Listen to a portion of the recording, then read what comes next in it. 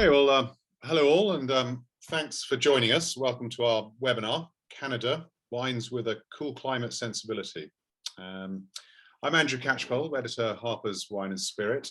Co-hosting with me today is author and critic Jamie Goode. Hi, Jamie. Hello. Jamie's going to talk more on the wine side, not least as he spent some time in Canada, I believe, judging there as well.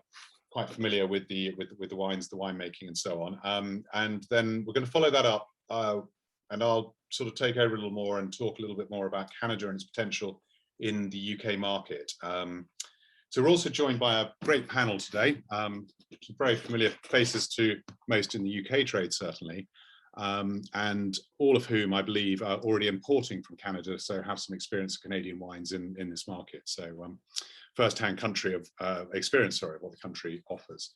So to introduce all, Sarah Knowles, the Wine Society. Hi, Sarah. David Gleave, MW of Liberty Wines. Andrew. Hi, David. Nick Darlington, co-director of Graft Wine Company. Hello. Ben Franks of Novel Wines. Hello. And last but very far from least, Janet Dorozynski. Sorry, stumbled on that a little bit. Government of Canada, anyway, who is our sponsor and partner in this webinar. Never going to live down that name slip, am I? But there you go. Dorozynski. Hello. We just say Jado, Andrew. It's very easy. Jado. Jado, thank you. That's good. Excellent. Better to blunder and then get it right later on. So here we go. Okay. So why another webinar? And most importantly, why a webinar on Canadian wines? I think it's fair to say that while some have retreated to sort of safe haven, perhaps bigger brand wines, more recognizable wines during the pandemic, certainly a recent survey or a pair of surveys that we at Harper's ran on the independent sector revealed that the majority were saying the majority of their customers had become more adventurous during the past sort of year or so, which was sort of building on a trend that was already occurring before, possibly because people had more time on their hands to explore wine, more time to sit at home and think about it. So in a way, sort of construct their own drinking experience rather than going out into the on-trade.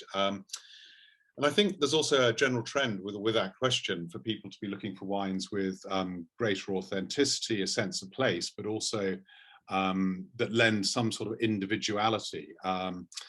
Cooler climate, fresher, perkier styles are also sort of, increasingly in vogue. I think people are pulling away globally from sort of bigger, bolder wines to sort of fresher, more poised styles. And I think Canada seems to fit the bill on all of these counts. And pretty much that's what we're here to explore today. So the panel here have been lucky enough to pre-taste a selection of Canadian wines. And we're going to start the discussion with a little talk on the wines stylistically, where collectively they're coming from, any that stand out individually, whether that be varieties or regions within Canada, and just gain a few sort of pointers from the panel as to what they picked up from the I think really quite good, very good samples that we tried.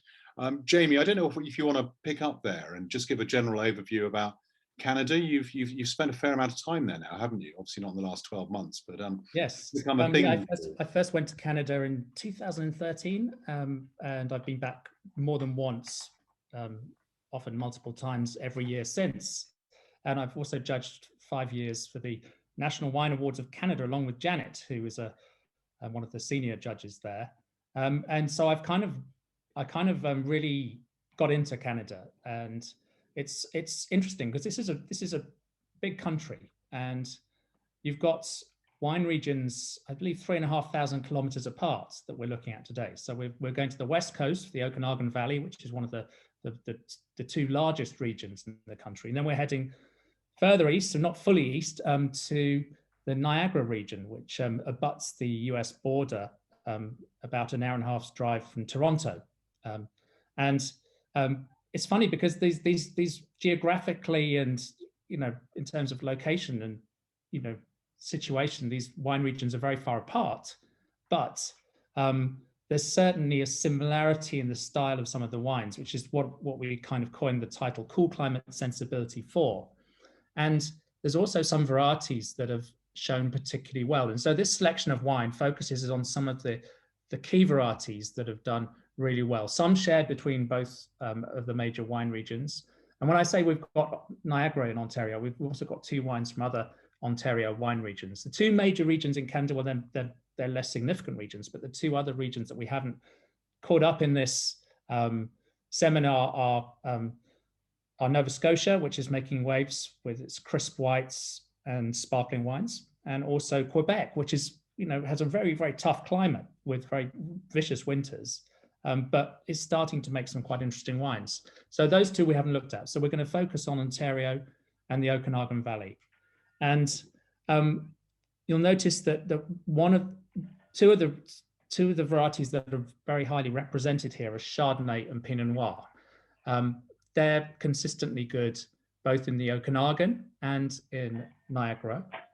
And the feature of the growing season, I think, is really worth outlining here, because although we're talking about a very northerly region, in the Okanagan, we're, I think, 50 degrees north, and in Ontario, we're about 45. What you've got is these very cold winters and this slow start to the season. Then you've got a warm summer usually, and in Niagara it can be quite humid as well. And then a nice tapering autumn that allows the grapes to reach ripeness. But it's one of the handy things is that the grapes are being harvested in autumnal conditions, and I think this really helps preserve acidity, create fresh wines.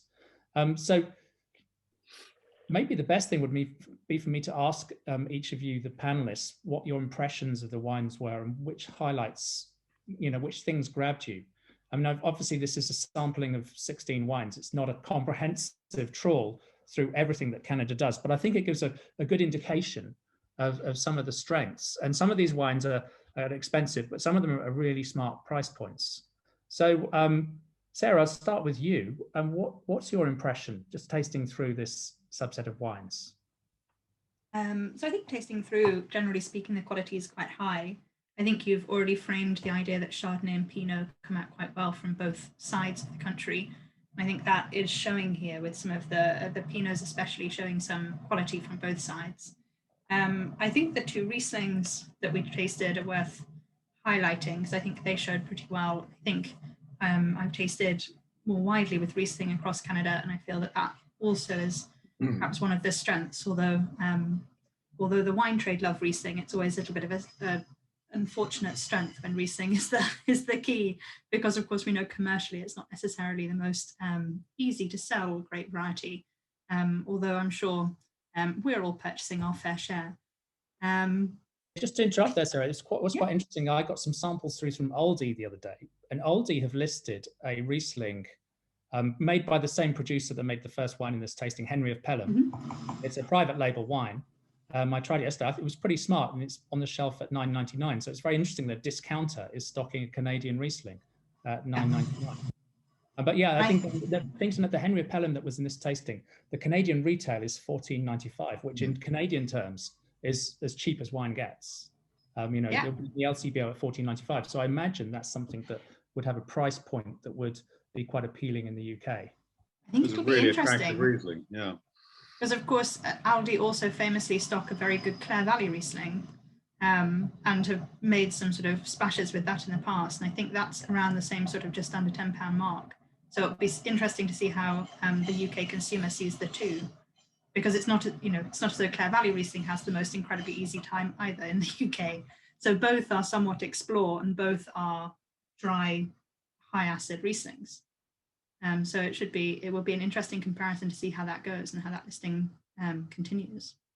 But no, I thought that went well. And then I think, it would be crazy not to highlight the 2 ice wines here, given that, Canada, if you talk Canadian wine with the majority of consumers in the UK, and I'm sure other panelists may have other views on this, but the majority of consumers in the UK might only know about ice wine still, because that is the sort of hook that Canada has been hung on for a long time in the UK, very successfully producing high quality great sweet wines.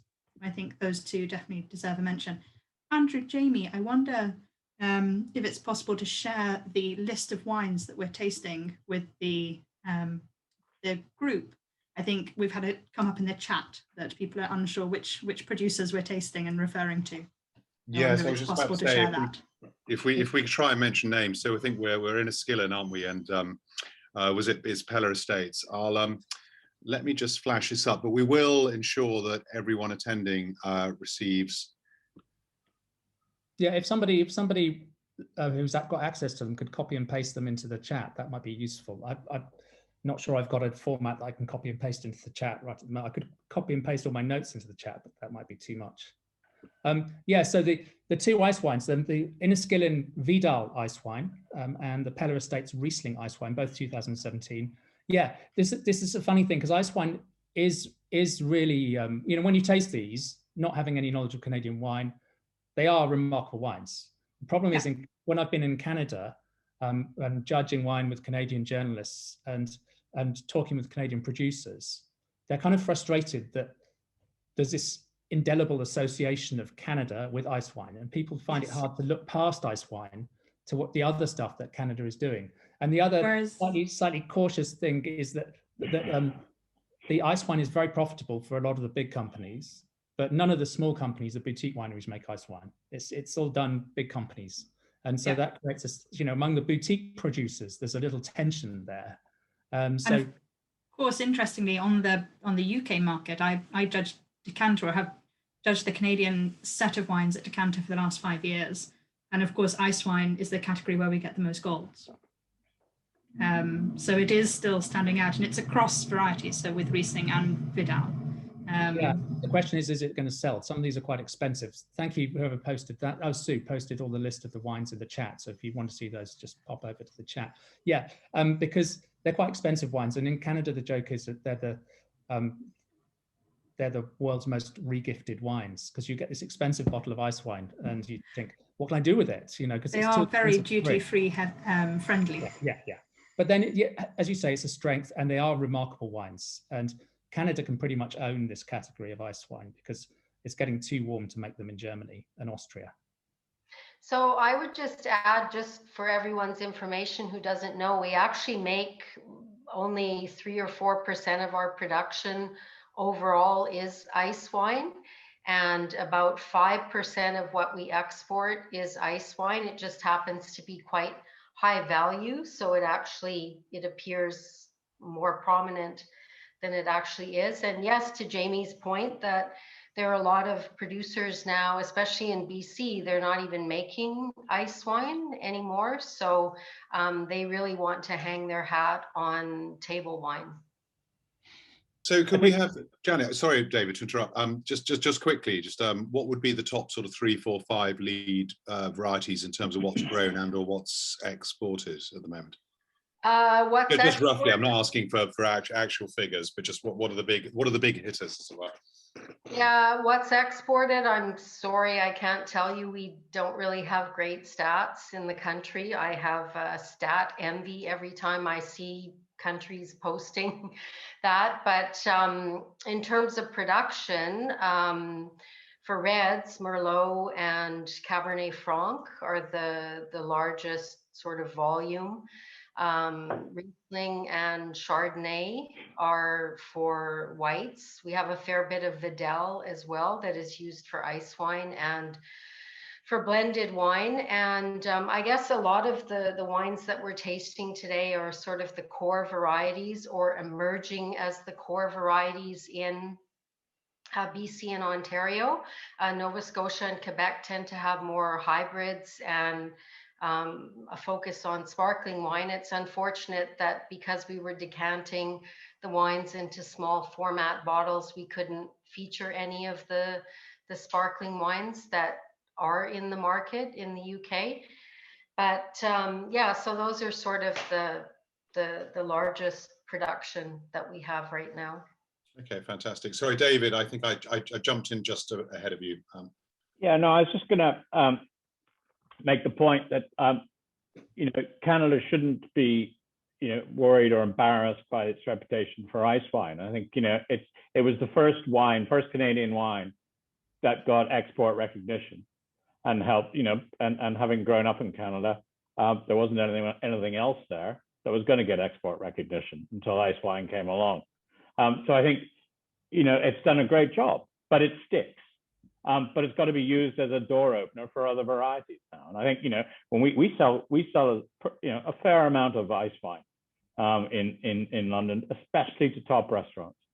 So it's putting Canada on top wine lists. That door is open. Now it's the opportunity for other varieties to come in. And, Canada hasn't necessarily had the scale of wines at this quality to export in the past. But what I'd say to sort of Canadian producers is, you've got to turn I know it's, you've got a great domestic market, whether you're in Vancouver or in Toronto, or you're selling in Quebec, it's a great domestic market, and that's good. But you should also turn your eyes to export markets, because, it's going to help you make your wines better. To sell in the domestic market where you've got an audience that's going to love, Canadian wines, that's great. But when you get onto the international market, get into, where you're competing with the best from the rest of the world, you're going to get better. You're going to have to get better. And I think that'll help you make better wines. And, the changes that, we've seen in Canadian wine. When I first went to Clos Jourdain, sort of probably, almost 12, 13 years ago, the wines were good. They were good. But you look at these wines today, the Chardonnays we've got lined up in front of us, there's some pretty smart wines. You look at the Pinots, and they're lovely wines. They're really attractive, fresh, clean, well-made, not a hint of Brettanomyces. So, take that to some countries in the world and show it to them, because those are good wines and they will stand out. Sorry, Nick, I got distracted there, but Nick, what was your impression of these wines? I'm curious, because you import one Canadian winery that's maybe a little bit different. Yeah, we do, which wasn't in this lineup. It's not in any lineups at the moment, but for arcane reasons due to Canadian winter and shipping during a Canadian winter, which I can see that Ben's chuckling about, because he's looking forward to getting his hand on some when they do arrive. Anyway, I thought that the wines in general, the consistency across the board was very good, but if there are some key themes, the Okanagan probably just about edged Niagara for me, for consistency. I think that Pinot Noir was the trump grape. I probably shouldn't say trump grape. Pinot Noir is the best grape, consistently as well. And I thought that Chardonnay was up there, but I thought that it was a bit of a game of two halves for me with Chardonnay. I thought there was some Chardonnay that was absolutely excellent, and then there was some Chardonnay that was a bit clumsy. And I think that if there's an overriding theme with these Canadian wines and Canadian wines I've tasted in the past, which is uniform, is that there is it's sometimes difficult to see what the winemaker's trying to achieve. They might have made a really, really good wine and are representing the climate that they're making that wine in very, very well, but there's nothing that I can instantly say that's Canada. In a way that maybe I can start to say about the Pinots, and in a way that I can start to say about certain things like Gamay that I've tried out of Okanagan Valley, for example. So that it's lacking maybe a unifying theme, but the quality, consistency, I think was very, very good. Ben, what was your impression? So, I mean, as Nick said, we were very excited for the Haywire to come back. And actually, that was the first one that got me excited about Canadian wine. But the interesting thing about tasting these is, as someone quite new to Canadian wine, but very excited by it, was the clarity of fruit, especially in the white wines. I thought it was very impressive to see such purity, given that some of these wines are now a couple of years old. And even with all the extra flavors and things, and I imagine some of these have been through mallow and things, there was still a real brightness of fruit flavor. So I was quite pleased with that, and I can definitely find people in novel wines as customer base who are looking for something different that would get these folks really excited. So that was encouraging. And then on the Pinot Noir, I was really impressed, in particular on the reds. Again, the fruit has brilliant clarity. And for me, young wines are consumer friendly. So as a retailer, there's some really exciting commercial potential for this. But yeah, I'll be interested to see how they develop, and also what other kind of varieties we can get in. Being novel, we're looking for the stuff that is unique. So yeah, interesting and exciting. So very positive. Yeah, and there's one thing that we haven't got quite enough of, we should have more of in this lineup, is Cabernet Franc, because in Niagara it's the strongest red grape variety, and so there's a lot of fantastic examples. We've got the Stratas. I'd be interested to know what you thought of the Stratas, because they're very highly regarded. They make the wines in quite an opulent style. It's 14.5% alcohol, picked very late, but they're always among the top tier of Niagara Cabernet Francs.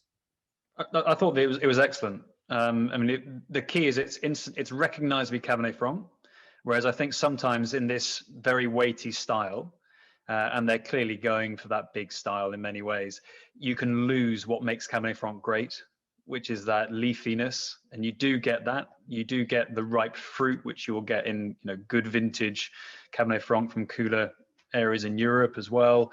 And I mean, I was astonished to look at the text sheet and see that it was 15% alcohol, basically, and it carries it very well. I'm not necessarily going to praise any wine that achieves 15% alcohol as a good thing, but if it does, then it should carry it, and it really, really does. I thought it was an excellent wine. Yeah, well, there's a lot of really good Cabernet Franc in Ontario, and there's some good Cabernet Franc in BC as well. And the other thing I probably need to mention is that when it comes to the Okanagan, you've got a region where at the top end, the north, you're growing things like Pinot Gris and Riesling and Pinot Noir, with very cool climate, and you stay in the same region and travel 100 kilometers down the lake, and you're in the South Okanagan, where you can ripen Cabernet Sauvignon and Merlot and Syrah.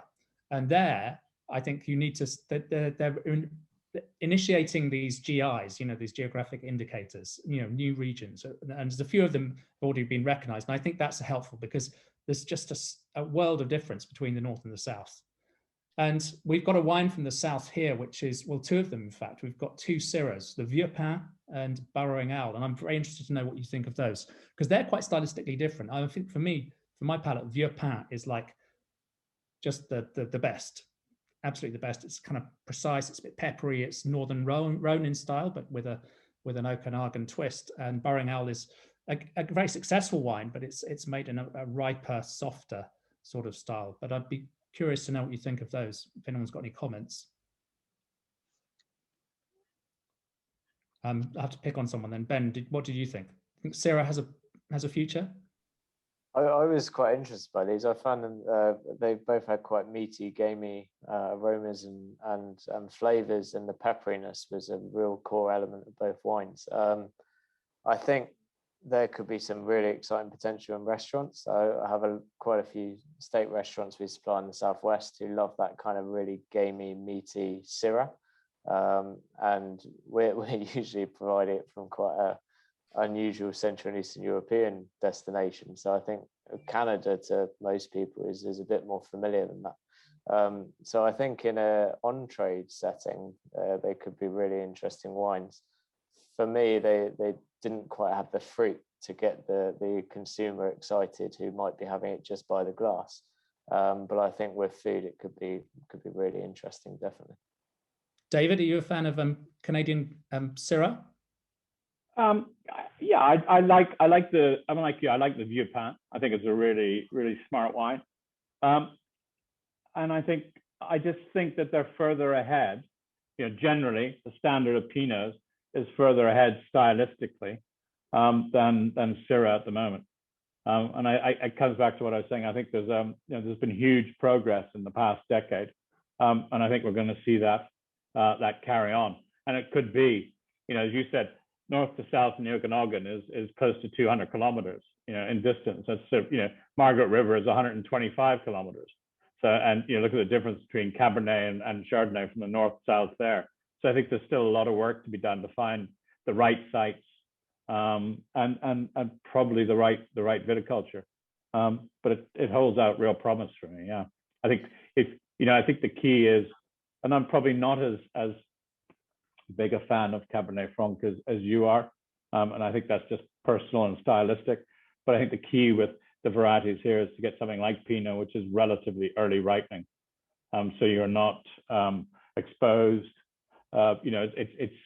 Spring can be pretty cold, as we know in Canada, and you're going to bud break's going to be late, so you want that. You don't want anything that's going to be too late ripening, would be my view. And I think that Pinot shows that here.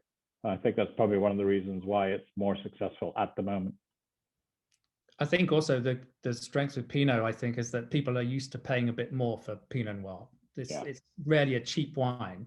So people have a different expectations. When they're buying Riesling, they don't want to spend it very much because you can get an amazing Riesling from Germany for a tenner. So when it comes to Pinot Noir, you're going to have to pay for it. So I think that's why I find it quite encouraging to see such a strong lineup of Pinot Noirs. Although I did struggle a little bit with the Mission Hill, which normally is a really good wine. I found that it just had this strong green streak. And I don't know what that is because I've never had that before from them. But otherwise, I thought this is I think the work with Pinot has been fantastic because these wines are just clever wines. It is, and you touch on price there, Jamie. We did have we were tasting these with the prices cited. I tried not to refer too much, but it was inescapable to me, having spent a number of years trying, usually fairly successfully, to sell fairly premium Canadian Pinot, actually how attractive some of the prices were on these Pinot Noirs. And that maybe detracted a little bit from some of the other wines, which I thought were good, but were maybe not as good as the money that was being asked for them. But consistently, the Pinot Noirs that I liked were, wines that are in the low 20s, which is for good Pinot Noir anywhere in the world. If it can end up on a retail shelf in the UK at under £25, you're doing something really, really well. And that surprised me. I was completely shocked. Things like the one that's in Oddbins. Which one was that? The Tours Winery. I just thought it was a really charming, nice Pinot Noir at £21. You put that next to a Bourgogne Rouge, and you're laughing at that kind of price. And that's what I think Canada has to try and focus on doing. It's not picking off at the lower end. I get a bit nervous when I hear about discounters doing things at 10 quid from Canada. Canada needs to be playing at that entry to the mid-tier, where it can actually really pick off the overpriced, slightly complacent mid-tier wines from the old world, from the key regions of the old world, like a Bourgogne Rouge, for example. There's a question on the. Sorry, Jamie, you might have been there. Going to jump in with Adam's question. Hi, Adam, out there, Adam Letchmere, about can we swing back to Chards for a moment, Chardonnay, and talk a little bit about the use of oak. What was the general sort of feeling with oak, and perhaps overall with the Chardonnays? We did touch on them, but Adam's being specific about use of oak. Sorry, did anyone want to pick up on that? Anyone? I mean, I'm happy to jump in. Yeah. I think what if you put this into sort of a perspective of what's happened over the last decade with these wines, the oak has been sort of pulled back a bit, I think, but that's a global trend. I still think with some of these wines, there's room to go to either larger format oak, lower toast, or a bit older oak, just to sort of reduce that sort of smoky bang that you get with a couple of the wines. But I think they're certainly moving. My view is they're moving in the right direction. I thought it was a bit of a flight of two halves when I tasted through the Chardonnays. There were some beautiful wines there, I felt, but some that were perhaps over-egging it very slightly. But another question while we're on Canada, and we did mention earlier, forgive me, I can't remember who talked briefly about some of the sparkling wines. Janet, sorry, it was yourself. You said we couldn't really bring them over, obviously, in our little sample bottles that we have, which is understandable. But anyone else on the panel had a lot of experience or any experience with sparkling wines, enough to carry away a sense of whether or not that is also something that Canada could be putting itself forward to into sort of key export markets? We've got a big thumbs up from our friends in Canada. That's good to see. Or at least there's confidence at that end. We looked a couple of years ago at some wines and sparklers from Nova Scotia, and we're impressed. Really like the wines, but just felt at the time that that the sparkling wine category here, we weren't brave enough to want to enter those with with Nova Scotia sparklers at the time anyway. But I think there is potential, and I think what we're seeing in the UK market, as I'm sure everyone would say, if you've been around long enough, it used to be very difficult to sell other sparklers other than cheap wines. The success of English sparklers has opened up the category to sparkling wines from around the world, and it's no longer just champagne. So I think there will be space in there one day. Yeah, would be my view. And we've been importing a traditional method vintage sparkling wine from Okanagan Crush Pad for several years, and it's an exceptional wine, but it's by far and away the hardest sell, I think, because there is competition in sparkling wine, which it's not, there's no competition in the other wines, but if you're looking at restaurant wine lists, and even a broader range you'd have on a shop shelf, it's a bit like your goalkeeper in a soccer team. You only need one, and you don't change him very often, or the wicketkeeper in the cricket team. And so you have your champagne, tick. Increasingly, you have your English sparkling wine, tick. You have your Prosecco, tick. You very quickly run out of space for esoteric options. You might have a Franciacorta, you might have something from Tasmania, and Canada is a long way down that list when you might only have space on your wine list for half a dozen sparkling wines. And that's what we find, which is no reflection on the quality. It's just, I think that people would rather see a Canadian Pinot Noir on their list than make space for a sparkling one at the moment.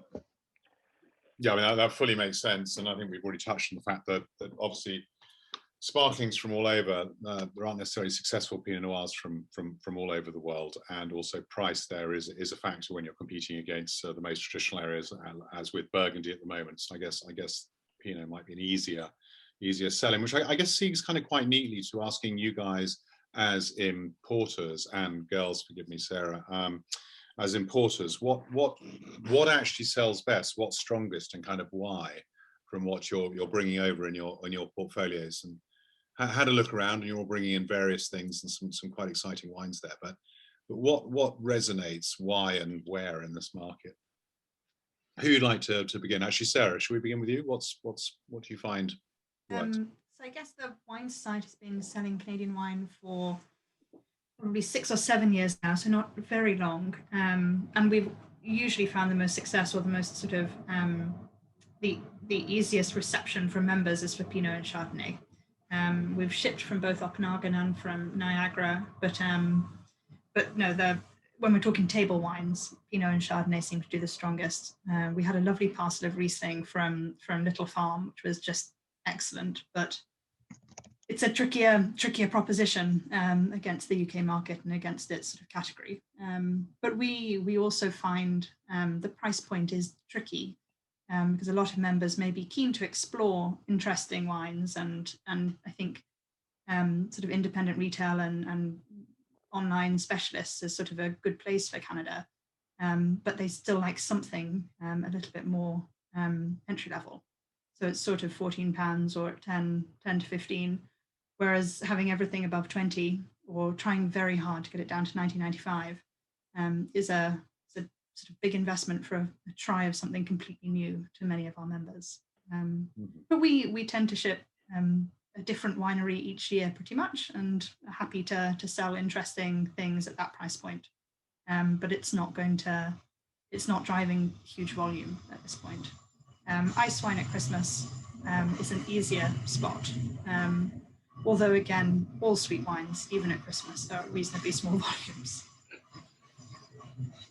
Okay, well, thanks. That's interesting with your voluntarily, I should point out, captive audience. Not a bad place to be caught, I suppose, the Wine Society. But I mean, anyone else want to pick up on that? I mean, Ben, what's your experience with what sells through, what works, what you can shift? So I mean, we're quite new to Canadian wine. So some of my favourite Canadian wines we sell are Rieslings.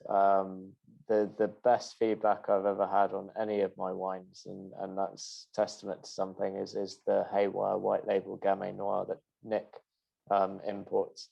Always punches well above its weight, even for the price point. And yeah, it's stunning Canadian wine that when we get it back, we're gonna sell it like wildfire, because it's honestly one of the favorite wines on my list. In conjunction with that, we started with Henry at Pelham, and the Bacco Noir is something interesting. I mean, our customers are looking quite actively for esoteric wines because of the kind of wines we stock. So anything that's not a traditional grape variety is exciting for our customers. So it'd be interesting if there's dry Vidals and more Bacco Noirs and Gamays and all those kind of more exciting grape varieties. I'm not obviously Pinot Noir and Chardonnay are stunning, but everyone under the sun in the UK has got Pinot Noir and Chardonnay. So for us, it's everything else that gets us excited. Having said that, and having tasted the Chardonnays, I really want some Canadian Chardonnay on my list after tasting some of these samples, because I think they're brilliant. And just to touch on the sparkling wine point, we sell a lot of sparkling wines from Slovenia, Switzerland, and all the other places that people don't think of. And I would be gun-ho for trying a sparkling Canadian wine as well. But again, our customers are looking for things that other people don't have. So we'll kind of be picking up the niche market as everyone else focuses on pushing the wildly popular stuff. So I think for me, the variety is the most exciting bit. And even Canada is more classical than some of our regions that we specialize in. So there's a safer and more trustworthy element for our consumers who are looking for something. So yeah, I'm excited to grow the Canadian range, definitely.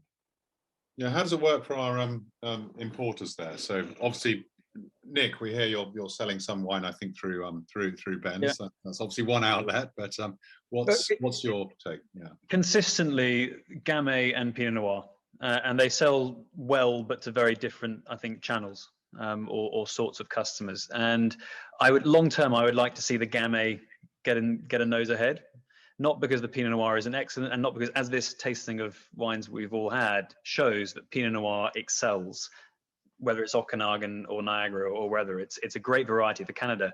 But Gamay does a lot of the things that Pinot does, viticulturally, climate-wise. It delivers, similar flavors that people are looking for, similar styles, and it is distinctive. There's no country in the world outside of France and with its Beaujolais that has really got a feather in its cap for Gamay. And that's something that we're probably talking more about Okanagan here than necessarily Niagara, but it's something I think that they could. Nick, yeah. Gamay is huge in Niagara. It's bigger than Niagara than it is in the Okanagan, yeah. Okay, and there you go. Jado actually coined a hashtag, which is Go Gamay Go. I know. So Niagara is definitely Canada's, the center of Canadian Gamay production. There's some nice ones in the Okanagan, but there's quite a bit of it planted in Niagara. Okay. Well, hashtag coined in 2012 because I knew the promise. It was also the first grape when Inniskillen got a winery license in 1974 that they planted. So there's something about Gamay in Ontario and Canada, right, Jamie? Yeah, that's right. Yeah, so Malivoire T-shirt with Gamay on it. So Malivoire are one of the proponents of Gamay, and they've done a nice T-shirt. Yeah, I'd love to see Gamay being put on a bit more of a pedestal, perhaps, but perhaps just that's the wine geek in me talking rather than the realist. But definitely Pinot and Gamay seem to do best for us.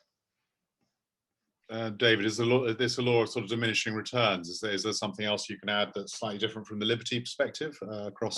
Just that the different sort of channels that we sell in. I think that ice wine is, sales of ice wine are about 75% into the independent off trade. So there's an established market there, whereas Chardonnay, which is our biggest seller of the still wines, is about 25%, one third independent off trade and 2/3 on trade.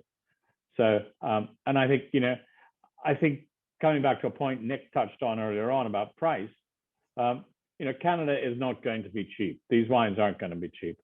I mean, Ontario, the latest stats I saw has, I think it's just over 7,000 hectares of vineyard. That's about the same size as Chianti Classico. So there's not a lot of land there. There's not a lot of scale.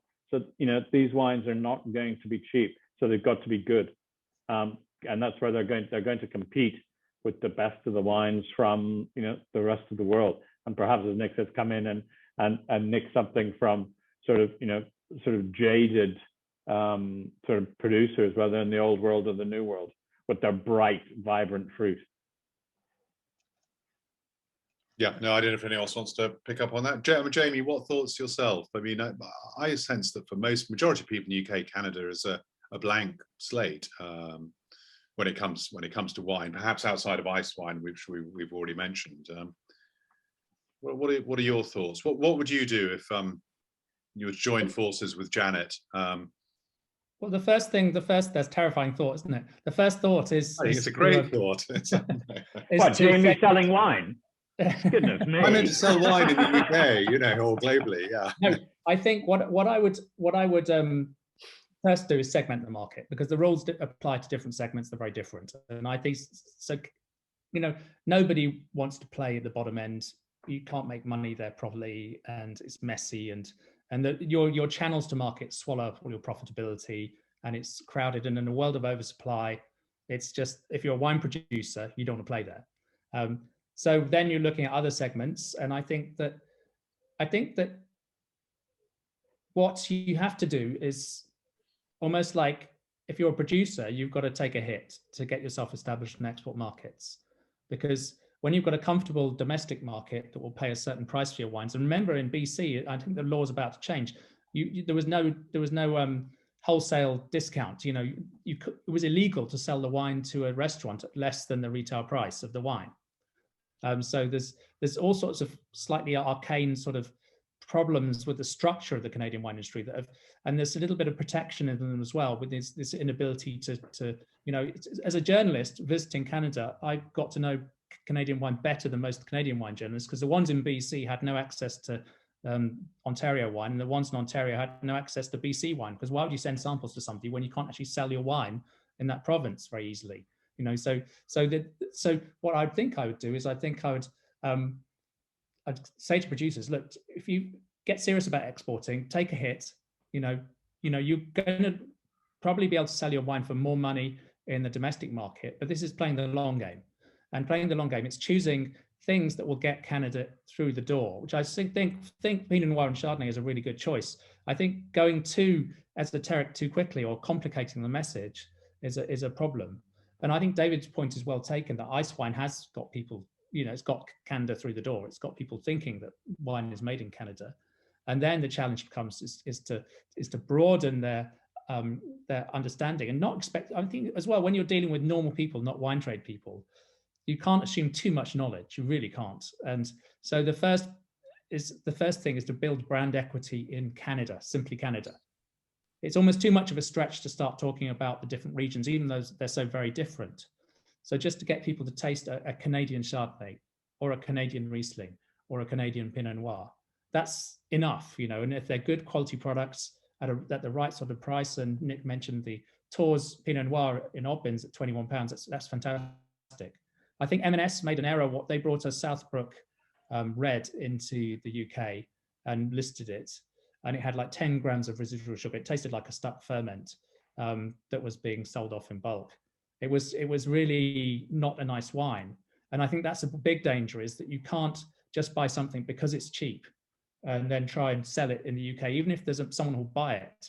It's like your first impressions matter so significantly when it comes to an unknown country. And the first impressions, the first encounter that people have with Canadian wine, I think for most people in the UK, then when they taste a Canadian wine, it will be their first encounter. And I think it's so vital that is a good experience.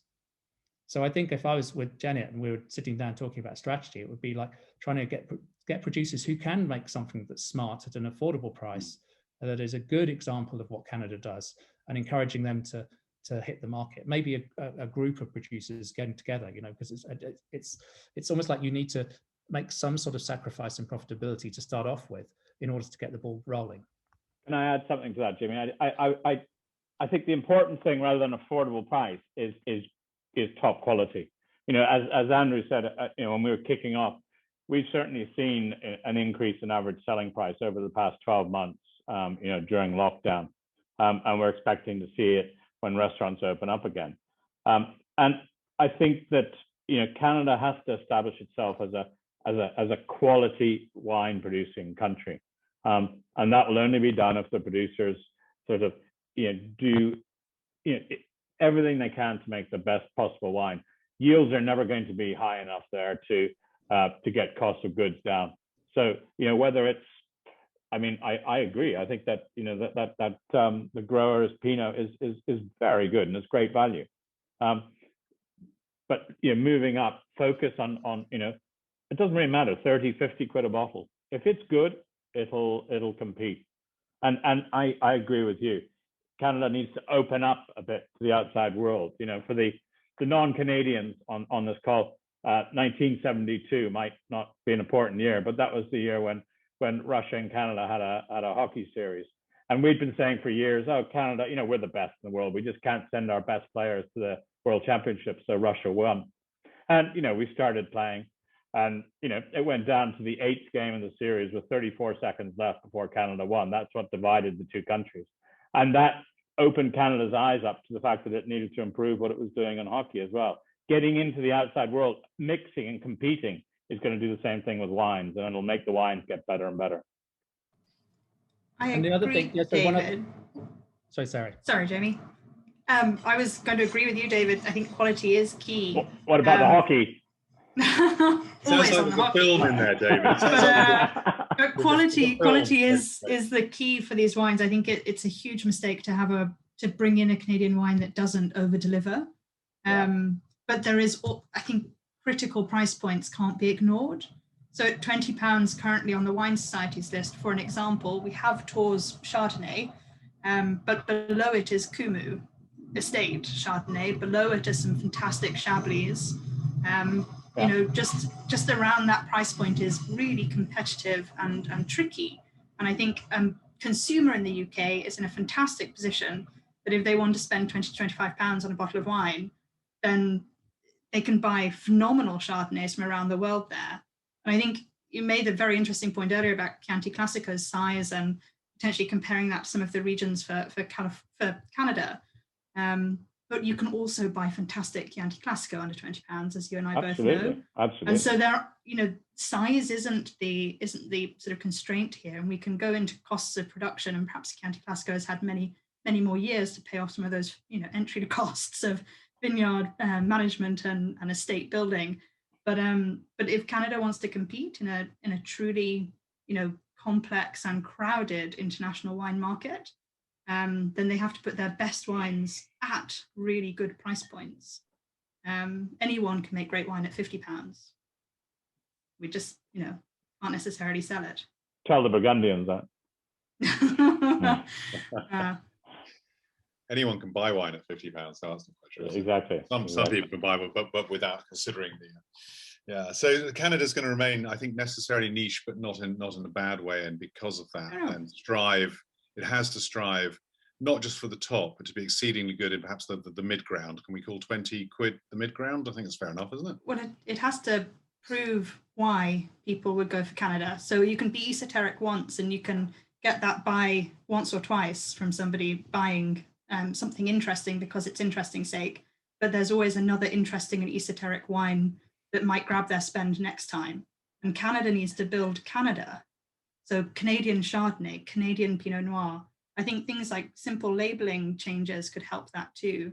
The AVAs, forgive me, they're not AVAs, are they? What? But the various sub-regional identities. VQAs. VQAs in Ontario and GIs in British Columbia. And they're all unknown in the UK. And they confuse matters. Canadian Chardonnay, potentially with Ontario or British Columbia, would help more. Niagara has a good advantage because it's a tourist site. So at least, people around the world understand where Niagara is. But, simple labeling, developing a core brand, getting really good quality wines onto the market. And I think we can call £20 mid-price or mid-market here when we're talking about fine wine. But we have to remember that that's nowhere near mid-market for the wine trade. The UK average is still around £5 or £6 a bottle. The Wine Society is selling to members of the country of the UK who've decided that they are interested in wine and have joined a club and paid a subscription to join us initially. And our average price is just, around £10. So these wines are mid for a fine wine price point, coming in at 20. And there are relatively few Canadian wines at £20 that over-deliver. And they're the ones that I have to keep trying to find. And there are some, and they're wonderful. And we have some in this range today. But that's the challenge. Okay, you don't have volume constraints particularly, do you, Sarah? One way or another, you can be quite flexible as the Wine Society. I mean, it's part of the whole point, surely. You can take on sort of smaller parcels and yeah, et cetera. Yeah, we ship 10 cases to 10,000. Nick, were you going to? Did you want to jump in there? I thought you. I just wanted to add really beyond the wines, and this is something I said the last time I was in Vancouver and speaking at an event. Brand Canada has a lot going for it, and for us, that's the first introduction into. Forget the wines. People then taste the wines and they like them, and they might like them enough to buy them, but they get interested by the fact it's Canada, and there's a lot of goodwill towards Canada in this country for any number of reasons, which makes people more likely to take that leap of faith than they would if it was something unknown from Eastern Europe. Perhaps. I mean, Ben can maybe say whether that's true or not because he does a lot of Eastern European wines. But from my perspective, Canada has, it's not as threatening to the consumer of, oh my God, what is that going to taste like? Because, we all love Canadians. We all love Canada. And that goes down well with a lot of people. Yeah, I would agree that Canada has this trust currency even before you've got to the wine, in the same way that the classic regions do, but Canada for slightly different reasons because it's touristic and people have an emotional attachment to it, so that they're more likely to give that first time esoteric purchase a go, and if the quality's there, they'll come back. So I think there's less hand selling involved than some of our other Eastern European wines that compete, at often lower prices, but sometimes at the same price as well. So yeah, variety, definitely.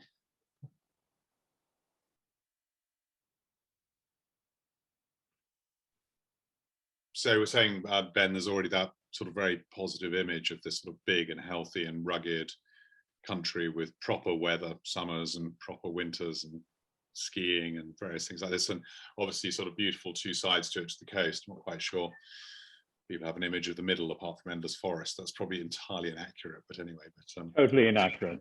Totally inaccurate. Yeah. But it's that emotion. You've told part of the story already because people are familiar with Canada, so there's that emotional.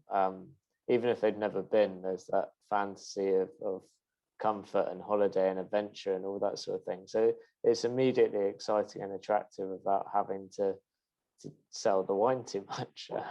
But then if you can follow through with a good quality wine and a story as well, it makes for quite a wholesome experience. And good thing about the UK is, as people have said, is people are looking for something and for that experience pleasure, more so than, okay, most wine is still a commodity trade, but there's plenty of wine lovers in the UK who want something more than that. And Canada can be one of the players who fulfills that, I think. I think that if you look at the New World Anglosphere, so whether it's South Africa, Australia, New Zealand, where there's also, I mean, for the most part, goodwill towards the wines from those countries, Canada hasn't gone through that down market phase. that maybe Australian wine had, and which for some UK consumers makes it difficult to trade them up to the exceptional quality you get £20 plus from Australia. It doesn't have the, I suppose, monotonous feel sometimes that New Zealand wine can have. And it doesn't have wines in a supermarket at £5 a bottle like you do from South Africa, which again can sometimes make it hard to trade people up to what you're getting at £20 plus. So it has a real opportunity to bypass all of that and maintain an aspirational feel to brand Canada and the wines from Canada. And that doesn't have to be really expensive. It can be like that Tours Pinot, £20 on the shelf at Oddbins, which is one of the less expensive wines in this lineup. But that, I think, maintains their position as something that is aspirational, rather than falling into that trap of trying to be something to everyone. Just to add to that, thanks, Nick. We've Robert Arthur's just asked a question. I don't know, we're also aware of time out there, audience. So there are a lot of you out there. So do fire in any questions that you wish. I know there's been an awful lot of chat, which is really encouraging to see. But the question is, should Canada be Canada wines or by region? You know, for example, Niagara, etc., etc. We kind of touched on that, but is it just way too early to start breaking it down? Because again, you're talking about a vast country with very different sort of, you know, climates and distances and the rest of it. I mean, it's like calling a wine Australian, isn't it? Well, there has been that discussion over the years with Australia as well. You know, that Eden Valley, you know, Adelaide Hills, McLaren Vale, Margaret River. That's just frippery, really, and we shouldn't be dealing with that because the consumer doesn't want that. You know, I really think that, yes, Canada is going to be the umbrella brand, as it were, but, you know, it's a big country. You know, we've got to see, and the wines, you know, as the sort of, you know, winemaking develops there, as we see more diversity coming into the styles being produced, I think that's going to accentuate regional differences. And I think that, you know, what personally, what we're seeing is that people who are spending, you know, over 20 quid on a bottle of wine are looking for, you know, wines with particular provenance. Mm-hmm. So I think, you know, that, you know, as confusing as it may be, and I accept Sarah's point that people don't know, you know, where the Okanagan is, that, you know, they might know where Niagara is, but they don't know where 20 Mile Bench is, et cetera, et cetera. But, you know, I think that's going to be part of our job to educate them. And I think it's going to be, you know, as that market develops, that's the target market for these wines. It's going to be people who are actually looking for wines of different provenance and are probably going to be open to learning about them as well. That would be my view anyway. I find that discussion, you know, in the wine trade, established members of the wine trade say, well, yes, it's all very well having these, you know, sub-regional differences, but the consumer won't make any sense of them. Yet, in the next day, they'll be talking about the 936 climats in Bourgogne, you know, and it's the same issue with Burgundy. You know, normal consumers are absolutely confused out of their heads. It's just that as a wine trade, we're very familiar with that, so we think we allow Burgundy to have, you know, all its climats and its Premier Crus. I think there's 600 Premier Crus even, you know. But we don't allow Canada to start parceling out their vineyards into GIs or VQAs. And we say that it's almost it's just because we're not familiar with Canada. If we were on the ground in Canada, then this all makes sense. And it's about segmenting the market. So some customers can handle this. Most customers can't handle it, even if it's in France. Although some of the major differences here is going to be length of time these wines have been in the UK market. And we often refer to Burgundy for those, you know, consumers in the UK that don't understand regionality or sub-regionality within Burgundy as Burgundy. You know, claret encompasses a huge number of different communes, even within Bordeaux. So I think, you know, we have made signalling where wines are from simpler for consumers in the UK, even within the classic regions. And of course, I don't think I would ever argue to not suggest that there should be an understanding of sub-regionality. And I think that can be within Canada. I think winemakers need to know precisely what their regions look like and taste like and where their vines should be best planted. And I think there perhaps should be some some changes there and learnings and understandings as the industry grows. But the length of time that Canada has been widely available in the UK, other than ice wine, I think we could make it more consumer friendly quicker, whilst not losing the focus on sub-regionality and its importance on the styles of the wines. Yeah, I just think this is a market segmentation issue for most customers. Whatever region you're dealing with, too many geographical indicators are going to be confusing. Wine is inherently very confusing. It does need to be simplified at certain segments. But once you pass those segments, I think David's point is quite good, that the people who are buying these wines are the sort of people who are going to expect to find, these complicated details like regions on the label.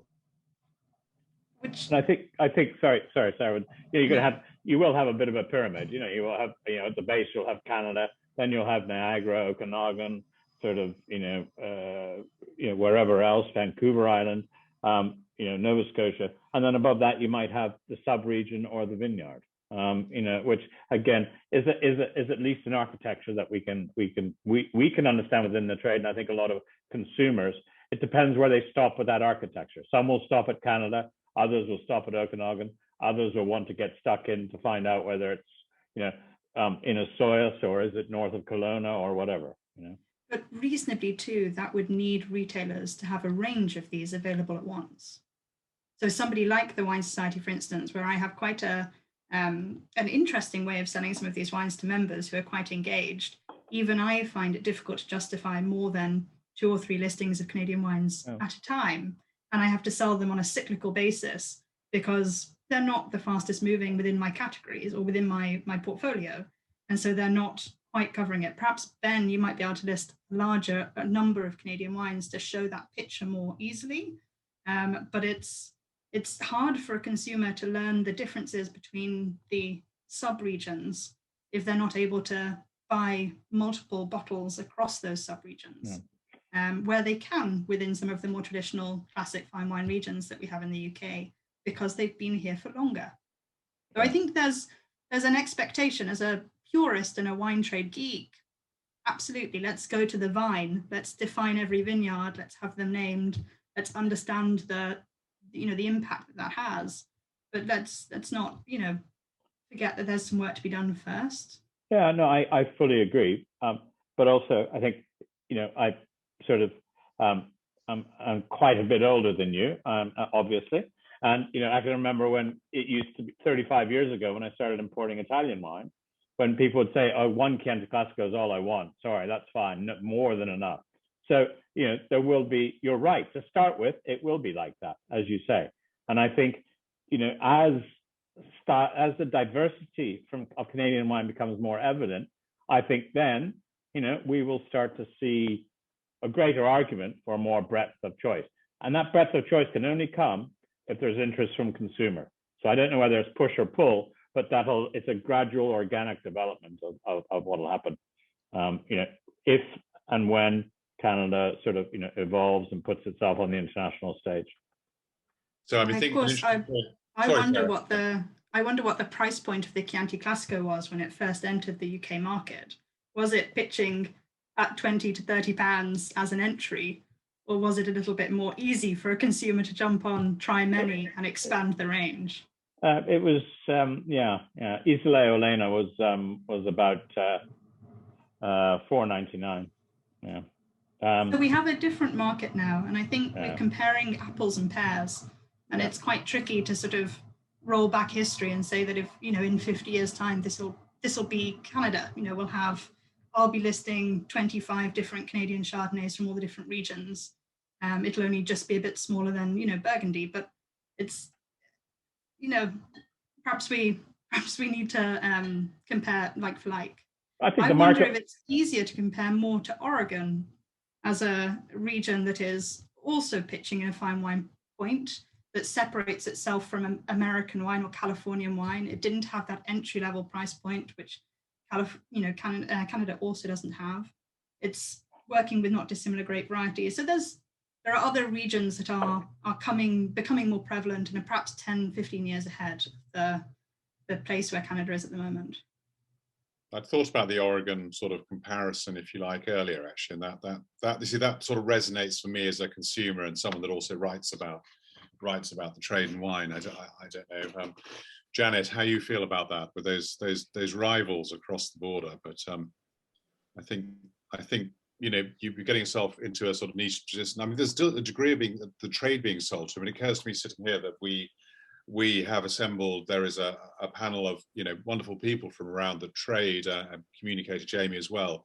But you are all in essence converts. You've paid your dollar as well. You've actually have these wines on your list. You're going out there judging, you're talking about them. So it would be interesting to have one or two people who aren't listing any Canadian wines and say, kind of, you know, what's holding you back? Why aren't you doing this? What would help you to, what would overcome that? You know, it could simply come down to, you know, Ben, if you're specializing, well, that's fantastic because you have that sort of bandwidth to kind of line up a whole load of, you know, Chardonnays and Pinots and Gamay perhaps and so on. So you can achieve a kind of critical mass where you can talk about the differences. Whereas obviously, as was pointed out earlier, if you've only got so much space for, you're going to stick 6 Chardonnays or 6 Pinot Noirs on your list. Where does Canada come in that list, and what else are you knocking off, you know, to get to squeeze Canada on in terms of expectation for your customers, you know? And even then, you're not going to achieve the kind of the breadth to be able to call it, for want of a better word, a category, are you? So consumers can come in and explore. They're just facing one, say, Canadian Riesling that you happen to like, which you've tacked onto your Riesling selection. So as you said before, there's a bit of a catch-22 going on until you begin to achieve a critical mass. No one's going to recognize you as well. And it's I suppose I could go around and down the plug hole on that particular thought, but it's kind of what we're here to talk about. I think, I don't know, Jamie, what do you think? If there's anything extra to be said? We've had some nice chat and a couple of questions coming in, but I'm wondering if by way of sort of summing up, what would be useful to kind of elicit a sort of final words from all of the panelists? I think we've covered some really good ground. I think we really have explored the pertinent issues in good depth. And I think it's a kind of watch this space situation, isn't it, really? It's like, let's see more wines from Canada entering the UK market and see how they do. And I think there's, you know, from what I've heard in this discussion, it does seem like there are routes to market. And of course, we haven't really mentioned it, but there are kind of niche routes as well, like natural wine and everything. There's a few natural producers in Canada, and they tend to find their own way by virtue of their niche. But aside from that, I think, no, it's really, I think it's the vibe is generally a positive one, not ignoring some of the actual difficulties with, you know, selling any wines in a crowded market. So yeah, that's the impression I've come away with. Yeah. Does anyone else want to add any final words to that? I would just, there's one little question came through from Gerald about organic wines. I don't have data on it about how much organic wine Canada does, but it does do a lot. The ones that we do from Canada are organic, and we think of Canada as this wintry place where you go skiing and drink a lot of ice wine, but it has surprisingly large swathes of vineyard area, which are very arid, dry, sunny, hot areas, which are very conducive to organic viticulture. And so there's plenty of it. And I think it ties into the other big plus point that Canada has on the global stage, which it is seen, I don't know if this is accurate or fair or not, but it is seen as quite a green country, focusing on sustainability, and that can tie into the sort of wines that they're producing and how they project that on the global stage as well. Actually, yeah, thanks for picking up on that question as well. But just caught my eye a little late in the day there. But it's I think it's really that is of growing importance to customers, to consumers, and their purchasing decisions. It's still a little way down the pecking line, but it seems to be rising up. People tend to say one thing about their sustainable outlook on life, and perhaps not always, you know, follow that up. But it's definitely increasing in importance. So, Ben, any final words from your end? I was just going to pick up finally on someone referenced Greek wine and how that's kind of grown, and using it as a comparison to Canadian wine. The way we sell Greek wine and have it listed in restaurants and get consumers buying it is always grape variety led. And I think we talked about Pinot Noir and Chardonnay, and actually a lot of the way we push Haywire that Nick imports was through the fact that it was Gamay and it was offering a alternative to Burgundy, but also had something different that wasn't Pinot Noir. So I think grape variety is not something to be forgotten about. People still have their hesitations over whether they should buy Chardonnay and whether or not they like Chardonnay. So that's always an interesting discussion.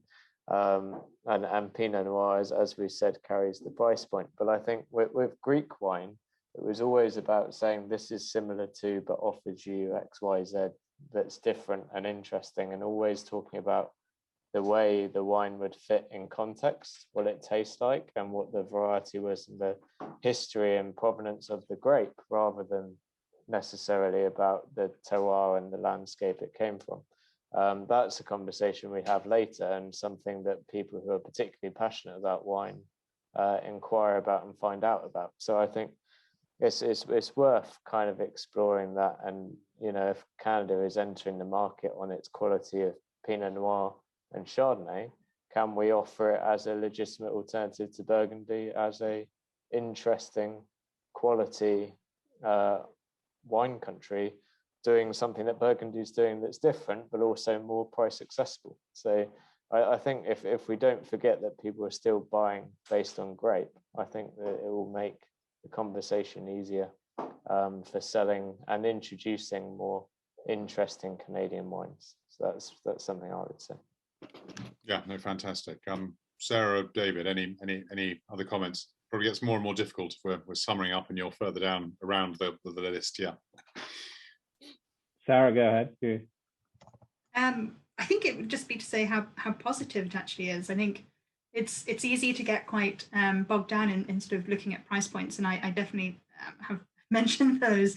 But I think I think the standard of wine is very good, as long as that stays and very high and potentially gets even better. These wines are going to be talked about, and they're going to be picked up by buyers, and we're going to try and present them to our our customers. And I think that's the great opportunity that Canada has. I think going back to the ice wine story, it may not be the one that Canada wants to continue pushing, but it puts you at a fine wine place with great just excitement and love of that style of wine and those qualities of wine, and already spending good money. And everything that I think Nick and Ben picked up on too, with kind of his reputation more generally in the UK, really does sing to these wines being able to parachute in at that higher price point, as long as the quality remains really exciting. And I think with some of the wines we've seen on this tasting, that rings true. There are exciting, high quality wines from Canada. It's a sort of working out what success is. What is it? Is it having lots and lots of wines listed and selling huge numbers of wines from different sub-regions, or is it getting a really great reputation for Canada going at this price point and as an alternative? I think it's an exciting, very positive story at the moment. Yeah, no, I couldn't agree more, Sarah. I was really impressed with these wines. The overall standard, and yeah, there's a variation in style. Some people want use more oak, some people use less. But you look at the Pinots, and I think in a way we've been sort of talking about Burgundy, but I think if we talk about sort of Austria and Germany, I think you're probably more stylistically where those wines are, with that sort of aromatic character. And I always remember years and years ago going to visit the late David Lake. He worked in Washington State, and he'd been out there for a number of years, having started his life in the UK trade. And he said, I asked him about the Okanagan at the time. He said the Okanagan could be the Rheingau of the Pacific Northwest. Now, this was 30 plus years ago. But you see that with some of the aromatics coming across in these wines, and I think we should remember that. So I think it's but that's Okanagan. What you're going to get out of Niagara may be a bit different, but I think it's promising, and I think I'd say it's quality. That's where the future is going to be for these wines. I think it's a pretty clear message. So Janet, you're nodding your head, Jado, I should say. So any thoughts on everything that you've heard from our well, all British, partial Canadian British panel there today. Yeah, well, it's been very interesting to hear some of these things reiterated, because I've heard them, our producers have heard them. As you know, we've been having an almost annual tasting at Canada House every year since 2010, which started as a cool climate Chardonnay tasting only for Ontario, and then has morphed to include all of Canada. And just for those on the panel and listening, I mean, you know, when we started doing our tastings in 2010, there were 2 or 3 Canadian wineries in the market. We now have over 20 Canadian wineries in the market, which is why we were able to send out tasting packs with 16 wines. So there has been some growth and movement, and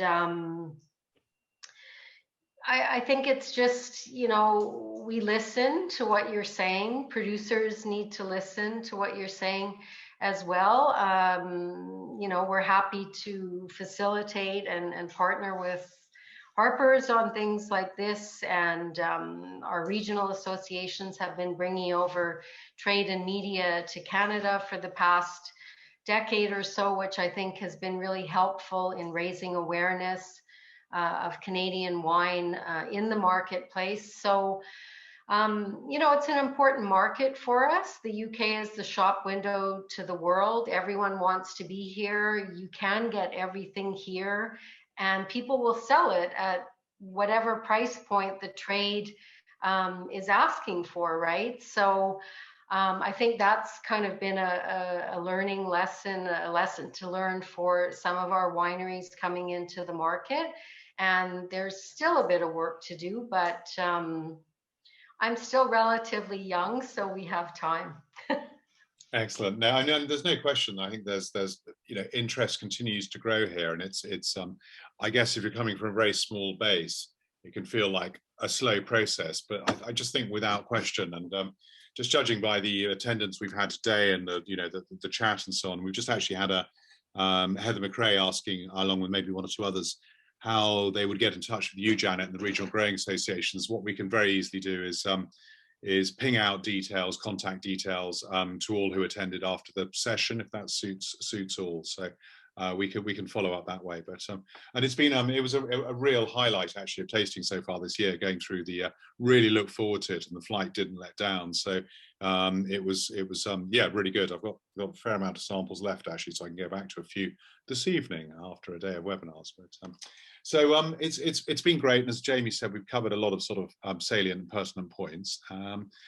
Thank you all very, very much for your time and joining us, and absolutely not least audience for tuning in. I hope it's been interesting for you, and as soon as we can get back to physical tastings, you'll be able to once again have the opportunity to go and taste Canada, you know, sort of in situ. So otherwise, it's a thank you very much for me, and Janet, thank you very much for coming to Harpers and making all this happen as well. And Jamie, cheers, always great to hear your words of wisdom too. Everyone else. So thanks, Sarah. Thanks, David. Thanks, Nick. Thanks, Ben. Everyone. Thanks, everyone. Okay, bye. Cheers, everyone.